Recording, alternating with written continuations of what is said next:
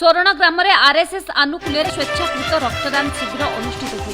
उक्त शिविर को कुहुड़ी फांडी अधिकारी श्री निरंजन राउत श्री जगन्नाथ और भारत माता प्रतिमूर्ति में प्रदीप प्रज्वलन और पुष्प दे उद्घाटन करते। कोरोना गाइडलाइन अनुसार उक्त शिविर में सामाजिक दूरत्व रक्षा, मास्क पिंधिबा एवं सैनिटाइजेशन व्यवस्था करा जायतिला। उक्त शिविर में पाखापाखि 50 रु अधिक स्वेच्छासेवी रक्तदान पई आसीथिबा बेले सरकारकर कोविड नियम अनुसार केवल 32 यूनिट रक्त संग्रह करा जायतिला। खोर्धा ब्लड बैंक तरफ डॉक्टर सौरभ रंजन साहू, अरुण कुमार साहू, विचिस्मिता पुहान, अमित नायक और रश्मिरंजन महाराणा आदि रक्त संग्रह करते। उक्त संपूर्ण शिविर को आरएसएस खोर्धा जिला ग्राम विकास प्रमुख संतोष कुमार साहू, चिलिका खंड कोविड-19 सेवा प्रमुख सुकांत बेहरा एवं दि ब्लड डोनर्स ओडिशा सभापति रंजन कुमार महापात्र परिचालना करथिया बेले चंबेश्वर जुझियार सिंह और सोरणर समस्त स्वयंसेवक भाई माने सहयोग करथिले। मो ना सुकांत कुमार बेहरा, मु कोविड-19 जो अच्छी चलती परिवेश चलती से कोविड-19 मु सेवा प्रमुख अच्छी चिलिका खंडर आज जो रक्तदान शिविर अनुष्ठित है मो पाखे मत सहयोग कर रंजन भाई आउ मोर पाखे जो सार अच्छा मेडिकल सार अधिकारी आते मत सहयोग कर धन्यवाद अर्पण करी।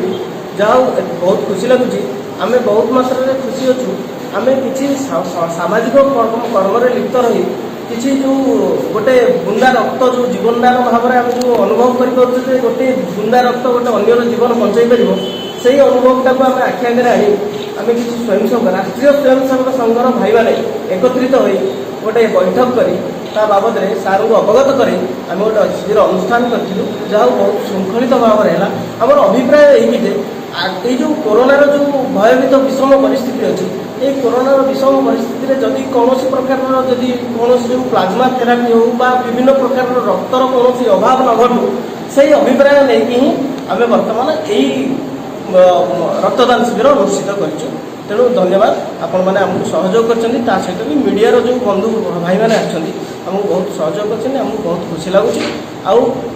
आगामी दिन में सार को अनुरोध करी रंजन भाई को अनुरोध करी जमी यही रक्तदान शिविर अधिक अधिक मात्रा रह।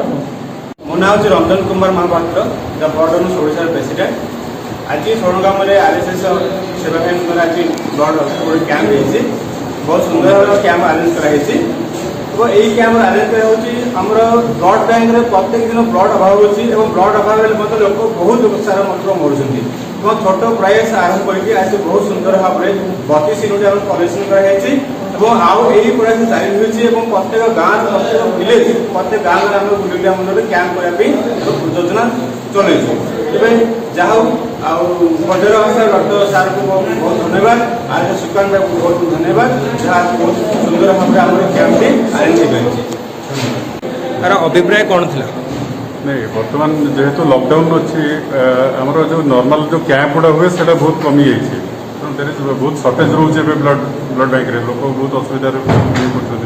कर आम अपील करूँ स्वेच्छासेवी जो मानक मैंने गोटे कैंप सब ऑर्गेनाइज करें छोट छोट कैंप जेहेतु सोशल डिस्टेंसिंग इश्यूज अच्छे तो से आम गोटे रिक्वेस्ट आसाला आरएसएस शाखा जोटा आम स्वर्ण ग्रामर तो सेठी आम आस बहुत बढ़िया कर कंडक्ट होती कलेक्टेड आम अराउंड 32 आम यूनिट्स कलेक्ट कलु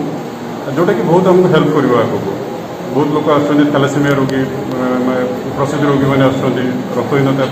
से बहुत बेनिफिट पाइबे यहाँ आगू भी आहरी से जो आमर जो अच्छा जो ऑर्गेनाइजर्स मैंने आश्योर कर भी कैंप हम आगे तो होप द बेस्ट बहुत भल ये।